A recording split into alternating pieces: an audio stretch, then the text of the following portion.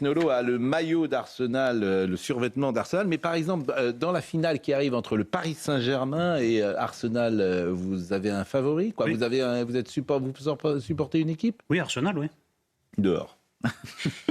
dehors, c'est pas bien, vous êtes un mauvais. Mais comment vous pouvez supporter une équipe anglaise face à une équipe française? D'abord, je ne supporte pas une équipe. Oui. C'est un anglicisme en plus contre-productif. Ça voudrait dire que j'ai du mal à supporter Arsenal. Non, je soutiens Arsenal, Monsieur Pro. Vous voulez parler de l'orthographe?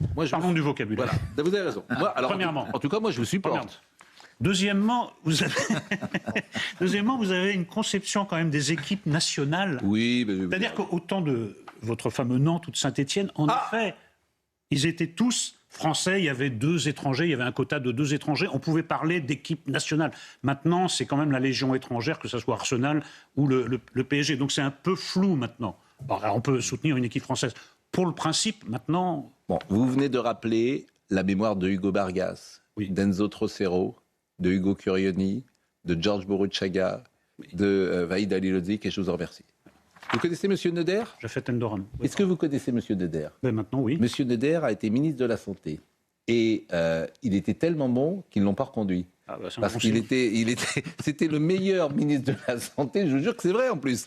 Je me disais, à chaque fois que je le recevais, je disais, enfin un bon ministre qui parle bien. Hop, ils l'ont sorti. Et je me demande si vous n'étiez pas, mais je le dis je pense que vous étiez trop bon dans ce milieu. Alors, bonjour, Monsieur Neuder, je vous assure, à chaque fois que vous êtes venu sur le plateau, je les ai trouvés formidables, concrets, pédagogues, etc. Alors, je rappelle que vous êtes... Déjà, petit rectificatif, je n'ai pas souhaité poursuivre, effectivement, puisque je n'étais pas complètement en adéquation, notamment sur le budget de la sécurité sociale. Bah oui, alors déjà, vous voyez, alors ça, vous êtes quelqu'un qui ne veut pas poursuivre. Mon action de ministre. Bien sûr, mais c'est formidable, parce que ceux que je connais, ils sont prêts à tout, hein. Pour avoir la voiture à cocarde, là, ils vont jusqu'au bout. Hein. Bon, donc ça, c'est bien parce que vous avez, des convictions. C'est-à-dire que c'est mon parcours. Hein. Moi, je suis avant tout un médecin hospitalier. Je suis venu à la politique sur des engagements d'élu local, ensuite d'élu régional. Je suis devenu parlementaire. Il se trouve que dans la succession, je suis devenu ministre. C'est une fonction merveilleuse, à condition d'être en adéquation avec, effectivement, la ligne que l'on souhaite poursuivre. Et si vous voulez, il y a 2 façons de faire de la politique. Soit, effectivement, on reste pour vouloir rester ministre, soit, effectivement, quand on pense qu'on n'est plus au rendez-vous de ses convictions, on est peut-être plus efficace au Parlement. Et c'est ce que j'essaie de faire. Vous êtes de retour donc au Parlement, vous êtes républicain. Oui. Et vous êtes reparti dans l'Isère, où vous êtes cardiologue. J'ai repris ma fonction à l'hôpital, comme avant, un jour par semaine. Cardiologue, voilà. etc. Bon, d'ailleurs, on parlait de M. Moulin tout à l'heure. M. Neuder va voter sans doute pour M. Moulin ou pas? Vous ne faites pas partie de la commission des finances. Je ne fais pas partie de la commission des finances. Bon. Donc, alors là, visiblement, il y a tambouille pour savoir à l'intérieur. Les LR vont visiblement voter pour. Ils vont être macronistes, quoi, comme toujours les LR dans ces cas-là. Ils vont sauver le choix du président. Ce matin, vous parlez des facteurs de risque cardiovasculaires et des accidents vasculaires cérébraux. Alors, c'est pour on va laisser la commission des finances faire ce qu'elle a à faire. Vous avez parfaitement raison. Alors, il y a une proposition de loi visant à accélérer les préventions cardiovasculaires. Et là, je vous ai dit, venez nous en parler. Parce que, d'abord, ça fait peur. Souvent, l'AVC, ça fait peur parce que les gens après reviennent, mais j'ai envie de dire, c'est pas les mêmes. Ah non. Les séquelles sont très importantes, physiques, intellectuelles. C'est douloureux pour eux, c'est douloureux pour l'entourage qui accueille une personne qui n'est plus la même. Donc, qu'est-ce qu'on peut faire pour prévenir, en quelques mots, ces accidents cardiovasculaires ? Peut-être redonner quelques chiffres déjà. Toutes les 2 minutes en France survient un infarctus ou un accident vasculaire cérébral. Et l'accident vasculaire cérébral nous conduit, c'est la première cause de handicap en France. C'est un sujet qu'on a pas mal travaillé avec mes collègues ministres à l'échelon européen, de pouvoir effectivement avoir un plan cœur. Ce plan cœur, il a été voté par la Commission européenne en décembre. Et je trouvais normal que la France, qui a grandement participé, puisse en avoir une déclinaison sur le territoire national. Donc c'est ce que j'ai fait avec les sociétés savantes, les diabétologues, les cardiologues, les patients, l'Alliance pour le cœur des femmes, pathologie extrêmement importante chez les femmes, puisque les pathologies cardiovasculaires sont la première cause de mortalité chez les femmes. C'est la 2e cause de mortalité en population tout venante, et c'est des chiffres importants, c'est 140 000 décès par an 1,2 million d'hospitalisations sur des gens qui, globalement, ne se sentent pas malades, puisque je fais un tour de table autour de moi. Qui a fait doser récemment son cholestérol, qui a fait doser sa glycémie pour savoir s'il y avait du diabète, prise sa tension, c'est très bien parce que, par exemple, l'hypertension artérielle, c'est 11 millions de Français, mais 6 millions ne savent pas qu'ils ont une hypertension artérielle. Il faut avoir 12-13 à peu près en tension. Il faut avoir ces chiffres-là, mais surtout, c'est-à-dire si on a des au-delà, c'est-à-dire si en plus vous fumez, si vous ne faites pas trop d'exercice physique, vous avez une mauvaise alimentation, diabète, cholestérol, tabac. On sait tout ça. Mais en revanche, qu'est-ce qu'on peut faire pour prévenir ? C'est quoi le plan ? Alors, le plan, il pose sur 2 choses essentielles. Tout d'abord, de rappeler à l'école, primaire, collège, lycée, l'intérêt d'avoir une hygiène de vie importante sur le temps passé devant les réseaux, l'obésité, la sédentarité, et puis de relativement bien manger. Et je crois que c'est quelque chose d'important. Donc, le premier plan, il axe sur bien former les enfants, les patients de demain. Avec une si on n'avait pas empêché de faire les enfants de sport pendant le Covid, ça irait peut-être mieux plutôt que les mettre pendant les écrans comme on l'a fait. Mais bon, je fais juste la parenthèse.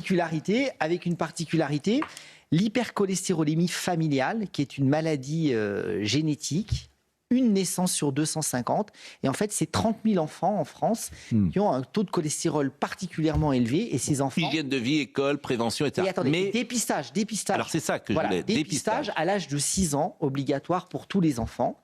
Puisque je vous le disais, mais vous ne m'écoutiez pas, 30 000 enfants ont un taux de cholestérol particulièrement élevé, mais des taux très élevés. Et en fait, ils font des accidents vasculaires cérébraux ou des infarctus jeunes, c'est-à-dire à partir de 15-16 ans. Et donc, il faut les dépister. Beaucoup d'autres pays européens font des dépistages, parfois même dès la naissance, à l'âge de 2 ans. Donc, la Haute Autorité de Santé donnera le bon calibrage. Mais déjà, avec cette loi qui passera au Sénat, puisqu'elle a été votée à l'unanimité à l'Assemblée nationale, elle passera au Sénat début juin. Tous les enfants de 6 ans, il faut leur faire un dépistage parce qu'on a un traitement et on pourra éviter ces accidents vasculaires. Et le deuxième point, c'est qu'on passe une grande partie de son temps au travail, ce que vous faites, et là, c'est sur le lieu de travail, qu'il soit proposé ce dépistage sur le lieu de travail. Moi, quand j'étais de garde... Dépistage, c'est quoi ? C'est prise de sang ? Dépistage, alors, c'est prise de sang, mais vous savez, avec une petite aiguille au bout du doigt, et là, on peut vous donner votre taux de cholestérol, votre glycémie, vous prendre la tension, ça prend quelques minutes. Et si naturellement vous avez du diabète que vous ne saviez pas, du cholestérol, 20% de la population du cholestérol, elle ne le sait pas, de l'hypertension artérielle, et bien naturellement qu'après il faut. Est-ce que je peux avoir un AVC si tout est tranquille, si tout Bien sûr, malheureusement. Donc, mais et là pour prévenir ce type d'AVC, alors que tout est là, il n'y a rien à faire. C'est-à-dire que ça peut être des malformations vasculaires, mais dans la grande majorité des cas, on peut toujours s'intéresser aux 5% de la courbe de Gauss qui sont l'exceptionnel. C'est 5% simplement. Oui, c'est les gens qui n'ont pas de 95% des AVC, il y a des problèmes de cholestérol. Il y a 3 types de facteurs de risque. Il y a les facteurs environnementaux, ça, c'est pas la proposition de loi qui va le régler. Après, il y a les facteurs de risque cardiovasculaires, donc diabète, cholestérol, hypertension. Et puis après, il y a les habitudes, la mauvaise alimentation, la consommation excessive d'alcool et le tabac. Et si on réduit ça, on réduit son risque cardiovasculaire et son risque de cancer. Mais si j'ai des petites plaques. Oui, des plaques. Là, par exemple, si j'ai des plaques, alors il faut faire les. Il faut faire les carotides. Il faut faire pour un ami. Voilà. Donc c'est pour un ami. Si vous avez, est-ce que si par exemple j'ai les carotides bouchées ou si est-ce que ça veut dire que j'ai du cholestérol ou est-ce que ça veut dire que j'ai En général, ça dit ça. C'est-à-dire que, en fait, les gens ne se rendent pas compte qu'ils ont des chiffres de tension pas bons, qu'ils ont un taux de cholestérol pas bon, diabète, parce que c'est asymptomatique. Un taux de cholestérol à 2,5 g, 3 grammes, les gens ne se rendent pas compte, ne se sentent pas malades. C'est ça le risque, c'est qu'ils ne consultent pas. Et c'est ce cholestérol, tout ça dépose sur les artères. Alors, sur une carotide qui fait quasiment 1 cm, ça fait des plaques. Cette plaque, elle peut soit effectivement évoluer et boucher l'artère, et vous comprenez bien que ça prive le cerveau d'oxygène, ou alors elle peut se détacher, et elle peut partir dans le cerveau, et vous avez un AVC avec la perte de parole, l'hémiplégie. C'est ça qui fait peur. Et sur les coronaires, les artères du cœur, qui là font quelques millimètres, c'est 3 mm, une artère du cœur, on comprend bien qu'une petite plaque se décolle, et ça fait... C'est ce qu'on appelle plaque Datérome. Bon, si j'ai un AVC à l'instant, il faut vraiment agir dans les 3 heures, paraît-il. Hein. C'est très important. Vous comprenez bien que si la cellule est privée d'oxygène, elle va mourir. Donc, il y a une prise en charge. Il y a un rapport, d'ailleurs, de la Cour des comptes qui montre qu'effectivement, on peut encore améliorer la phase aiguë de l'infarctus en créant davantage d'unités neurovasculaires. Et alors, c'est immédiat? Est-ce que j'ai des signes précurseurs d'un AVC? Est-ce que ça arrive vraiment entre le moment où le symptôme arrive et l'AVC arrive, il se passe 10 secondes, 1 minute, 5 minutes, ou ça peut être 3 jours avant? Les deux, mon capitaine. On peut parfois avoir des patients, comme pour le cœur, comme pour le cerveau, qui ont des signes avant-coureurs, quelques douleurs à l'effort pour annoncer un infarctus qui se surviendra quelques jours après, ou alors peut-être une petite perte d'attention, de mémoire, un petit flottement. Ah oui, mais ça, comment on juge? Comment on juge? Parce que des pertes de mémoire, je vous assure, moi j'en ai. Non, mais pas une perte de mémoire, mais un peu, on se sent un peu perdu. On peut avoir un petit trouble de conscience, un petit trouble visuel, une petite sensation sur ces sujets-là. Il faut consulter. Mais en général, on appelle ça, c'est un coup de tonnerre dans un ciel serein. C'est souvent des gens qui ne se plaignaient de rien, qui ne savaient pas qu'ils avaient des facteurs de risque cardiovasculaire et qui font l'accident. Moi, je me rappelle, quand j'étais de garde, la nuit, à 2-3 heures du matin, je retrouvais des gens qui faisaient un infarctus et qui ne comprenaient pas. 1 heure avant, ils étaient dans leur lit, ils se sentaient très bien, et 1 heure après, ils étaient au bloc opératoire. Bon, bah écoutez, merci. C'était important d'avoir vraiment tout ça, et vous êtes toujours le bienvenu. Cardiologue, c'est une belle spécialité, cardiologue. Alors, c'est Bac+6 d'abord, et puis après, non, mais c'est 6 ans. 6 ans, après 4 ans de spécialité qui maintenant est devenu 5. Puis en plus, moi, j'étais assistant chef de clinique, donc ça fait maintenant, cursus, c'est Bac+13. C'est vrai que c'est des métiers absolument formidables. D'ailleurs, c'est pas des métiers. Et quand je vois les étudiants de première ou deuxième année, la charge de travail qu'ils ont, si tu n'aimes pas ça, si tu n'as pas la vocation, c'est absolument impossible. Je rappelle qu'en France, on ne peut pas redoubler sa première année de médecine, je le dis à chaque fois. Ah, vous savez que je l'ai beaucoup dénoncé. Je sais, c'est invraisemblable. On est obligé d'envoyer les enfants. Là aussi, tu peux faire le reproche à Emmanuel Macron. C'est lui le président de la République. Les enfants, tu es obligé de les envoyer en Espagne, en Roumanie, un peu partout, pour faire leur deuxième année parce qu'ils ne peuvent pas redoubler en France. Alors, j'ai fait voter une loi en juin 25. Et il nous manque des médecins. J'ai fait voter une loi en juin 25 qui organise justement le retour de ces étudiants en France. Les décrets d'application sont en cours. J'espère que ça va aller le plus vite possible. Mais au bout de la 6e année, ou il pourrait, dès la première ou la deuxième année, revenir le plus vite possible à partir de la 2e, 3e année, parce qu'on manque tellement de médecins. Évidemment. Parce que si, en plus, on n'est pas proactif sur le retour, d'autres pays vont en Roumanie, l'Allemagne, le Maroc, la Suisse, les récupérer. Donc, je pense qu'il ne faut pas que la France soit naïve sur ces sujets-là. On manque de médecins. Récupérons nos étudiants français. Invraisemblable, parce qu'on impose. Et puis surtout, on fait venir des médecins étrangers. Et on fait venir des médecins étrangers. Et c'est pour ça, l'autre jour, lorsque le président de la République était dans un hôpital, mais tu as envie de lui dire, mais pensez, écoutez, franchement, c'est inadmissible. Alors, il n'est peut-être pas le seul responsable. Peut-être que les médecins eux-mêmes, parce que vous n'êtes pas clairs, les médecins, sur le numerus clausus. Hier, j'étais avec Martin Blachier qui expliquait que les dermatologues eux-mêmes ont refusé qu'il y ait plus de dermatologues pour garder de temps en temps un peu leur précaré ou leur Vous savez bien, le numerus clausus est né il y a une quarantaine d'années sur un principe qui disait, vu de Bercy, que moins il y avait de médecins, moins il y avait de prescriptions, moins il y avait de dépenses de santé. Et ça nous amène quand même à un changement de paradigme. Je crois qu'au contraire, la proposition de loi que j'ai fait voter, c'est de la prévention. Et quand on investit dans la prévention, en fait, il faut arrêter de voir la santé comme une dépense, mais ça peut être un investissement. Parce que si quelqu'un de 40-50 ans ne fait pas un AVC ou un infarctus, déjà, il est beaucoup mieux. Sa famille aussi. Il est plus productif à son travail, pas d'indemnité journalière, et c'est vertueux pour notre système. Bon, on va parler du français. Alors, écriture de médecin, on sait ce que ça veut dire. Je ne sais pas si vous écrivez bien. Horriblement mal. Ben oui. Mais pourquoi les médecins? Moi, je me demande si c'est pas parce que les cours allaient trop vite. Non, arrêtez. Si, c'est un snobisme d'écrire mal. Non. Bon, est-ce que vous faites des fautes d'orthographe, sérieusement? Oui, je pense. C'est vrai? Oui, je pense. Ça, c'est pas bien. Non, c'est pas bien, mais... Bon, alors, on va parler des... Et vous connaissiez M. Geffray, Édouard Geffray, le ministre de l'Éducation nationale? Alors, avant qu'il soit ministre, non. Non. Ben là, il est ministre. Et il a présenté ce mardi... Pourquoi vous riez? Parce que j'aime bien ce dialogue. Mais vous connaissez un tel, non pas avant qu'il soit ministre. Et on peut varier les noms, on obtiendra la même réponse. Je vais pas... Il est ministre de l'Éducation nationale et il a présenté hier ses nouvelles ambitions pour le bac 2026. Et je trouve ça à la fois bien et formidable, parce que exigence renforcée en orthographe. D'accord, mais ça fait 10 ans que les élèves, ils ne sont pas préparés. Donc, c'est à la fois bien... Drôle, oui. Comment? Ça va leur faire drôle. Mais ça va leur faire drôle. 2 mois avant, tu dis, les gars, on change les règles du jeu, orthographe, tolérance zéro. Mais ils écrivent leur nom, ils font 2 fautes d'orthographe. Mais personne Donc c'est ennuyeux. Comment ? Personne n'y croit. Personne n'y croit, mais c'est ce qu'il a dit quand même. Moi, je trouve ça plutôt bien. Vous voulez dire un mot avant qu'on écoute M. Geffray ? Je pense que cette décision du ministre va dans le bon sens, tellement dans le bon sens d'ailleurs qu'on se demande pourquoi elle n'a pas été prise en amont. Maintenant, je formulerai quand même 3 remarques inquiètes, puisque vous me demandez votre avis. D'abord, dans l'éducation nationale, et j'en sais quelque chose, parce que j'ai écrit un livre là-dessus, c'est pas parce que le ministre dit quelque chose que cette annonce a des répercussions concrètes sur le terrain, dans la mesure où il y a tout un État dans l'État qui bien souvent corsette le politique, refuse de mettre en œuvre les réformes. L'État dans l'État, ça va être par exemple les syndicalistes, ça va être une partie de l'inspection générale. Donc tout ça, ça existe.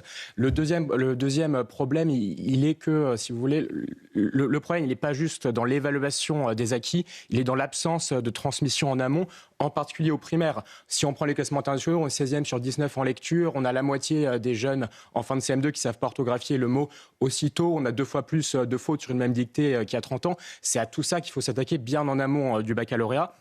Et enfin, et là c'est une petite pique un peu plus personnelle à l'endroit du nouveau ministre, qui par ailleurs est un homme très vif et très compétent sur bien des points, mais c'est qu'il faut quand même rappeler qu'il était numéro 2 du ministère sous Jean-Michel Blanquer, il était DGESCO, c'est le principal directeur d'administration, c'est lui qui a assuré la mise en œuvre de la réforme du baccalauréat, cette même réforme qui a conduit à une inflation des bonnes notes, des mentions très bien, plus 1157% de mentions très bien en 25 ans. Est-ce que quelqu'un sur ce plateau a le sentiment que le niveau scolaire des jeunes Français a augmenté de 1157% en 25 ans ? Évidemment que non, donc on a surnoté pendant des années. Maintenant, on explique qu'il faut revenir à davantage d'exigences. Il y a quand même un petit problème de valse des contre-ordres. Alors, je vous propose d'écouter M. Geffray et après, la séquence archive que je vous ai promis, vous la verrez parce que là, vous allez pleurer. Mais vraiment pleurer. Mais d'abord, Édouard Geffray. Toujours un peu surprenant quand on pense avoir une affirmation de bon sens, de voir qu'elle fait débat. Mais en même temps, c'est intéressant. C'est ça qui montre peut-être qu'elle ne s'arrête pas seulement au bon sens. Mais à la fin, le baccalauréat est le premier diplôme de l'enseignement supérieur.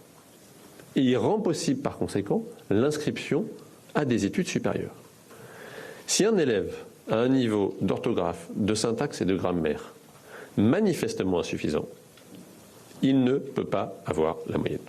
D'abord, je me permets d'insister là-dessus, ce n'est pas que l'orthographe. C'est bien l'orthographe, la syntaxe et la grammaire. Tout le monde se focalise sur l'orthographe. Pour moi, c'est la maîtrise globale d'un niveau de langue correct et conforme aux attendus du diplôme. Mais c'est... Non, mais il a vu la Vierge. C'est extraordinaire. Non, c'est la révélation. Et puis, un élève qui arrive en terminale, s'il ne maîtrise ni la syntaxe, ni la grammaire, ni l'orthographe, il ne peut pas faire d'études supérieures. Mais je trouve ça extraordinaire, moi. Non, mais l'espoir revient. Mais bon. Joachim nous a expliqué qu'il ne se passerait rien. Enfin, cette révélation mystique, moi, ça me... La question a été posée par les équipes de CNews. On est allé dans la rue et j'ai demandé qu'on n'interroge que des gens de moins de 25 ans. Est-ce qu'on doit sanctionner les fautes d'orthographe ? Écoutez leur réponse. Là, il va falloir être réellement sévère là-dessus pour pouvoir se rassurer que les parents, parce que quand ils vont voir que les notes ont baissé, ils vont faire aussi des efforts au niveau de chez eux pour pouvoir améliorer ça. Et ça va être étape par étape, c'est-à-dire au niveau de la maison, on va améliorer les enfants, mais en cherchant à améliorer les enfants, on va soit aussi chercher à ça, améliorer aussi. C'est un peu injuste, par exemple pour des personnes qui ont plus de difficultés sur ça, c'est un petit peu injuste, parce que si dans le fond, ce qui est écrit, c'est correct, mais c'est les fautes d'orthographe qui sont pénalisées, c'est injuste, quoi. Pour moi, en vrai, c'est une bonne initiative parce que ça nous pousse à, ça nous pousse en vrai à écrire de manière plus soignée et à prendre conscience qu'on devrait écrire dans un français correct. De mon côté, je vais bien faire une révision générale sur la grammaire. Ça va être très, très, très difficile de se rattraper parce qu'en mode notre génération actuelle a fait beaucoup de fautes d'orthographe parce qu'on a habitué au correcteur automatique sur les téléphones. Et donc je pense qu'il va falloir beaucoup plus de redoubler de travail. Les caméramans maintenant filment soit les ils chaussures. Sont mineurs, non mais soit ils sont mineurs, soit en France, quand on parle d'orthographe, il faut témoigner à visage découvert. C'est quand même très très inquiétant quand même. Non mais moi ce que je retiens c'est le jeune homme qui dit c'est injuste. Ouais. C'est très intéressant parce qu'auparavant le raisonnement c'était oui, tout le monde ne part pas à égalité dans la vie, c'est injuste, mais l'école républicaine va tous vous mettre au niveau. on va corriger cette injustice.